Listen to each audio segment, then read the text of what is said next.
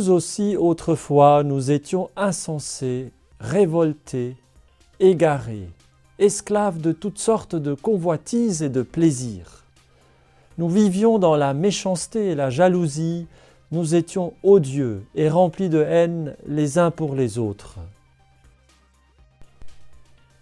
Mais lorsque Dieu, notre Sauveur, a manifesté sa bonté et son amour pour les hommes, il nous a sauvés, non pas à cause de la justice de nos propres actes, mais par sa miséricorde.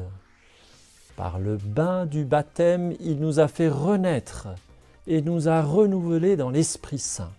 Cet Esprit, Dieu l'a répandu sur nous en abondance par Jésus-Christ notre Sauveur, afin que, rendus justes par sa grâce, nous devenions en espérance héritiers de la vie éternelle. Dans cet extrait de la lettre à Tite, nous voyons que la vie chrétienne, en fait, c'est un peu comme un moteur à deux temps. Il y a deux aspects fondamentaux qu'il faut bien se rappeler dans la manière dont nous vivons de la grâce chrétienne.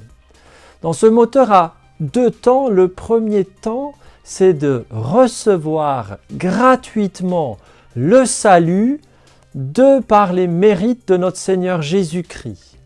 Nous avons été régénérés, nous sommes nés de nouveau, nous sommes renouvelés dans l'Esprit Saint, non pas à cause de notre justice, non pas à cause de nos propres actes, mais gratuitement par la miséricorde divine, à cause de la tendresse et de l'amour du Père, du Fils, du Saint-Esprit pour ses enfants chéris, nous sommes renouvelés, nés de nouveau, si nous voulons bien accueillir, recevoir cette grâce qui est donnée sans notre mérite. Ça, c'est le premier temps. Et le deuxième temps de ce moteur à deux temps, si on veut, le deuxième temps, c'est que à partir de l'Esprit Saint, né de nouveau, nous sommes invités à agir en Dieu, par Dieu et pour Dieu. À partir de la grâce, non plus à partir de notre vieil homme, notre nature humaine blessée, mais à partir de la grâce, de cette vie nouvelle qui nous est donnée dans l'Esprit Saint, dans le sang de Jésus. Et c'est là que nous devons avoir toute notre application à nous efforcer à ne plus vivre selon le levain ancien, mais à vivre selon cette vie nouvelle, à discerner ce qui vient du vieil homme et ce qui doit mourir, et à vivre de la grâce qui nous est donnée.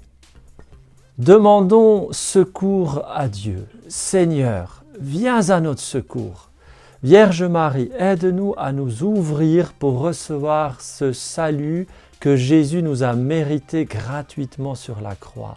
Apprends-nous à nous faire réceptifs de toutes les grâces que Jésus veut nous donner gratuitement.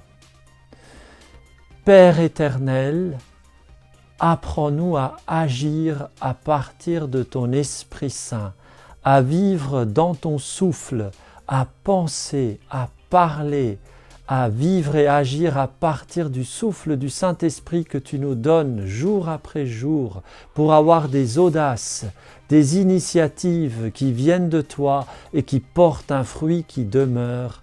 Amen.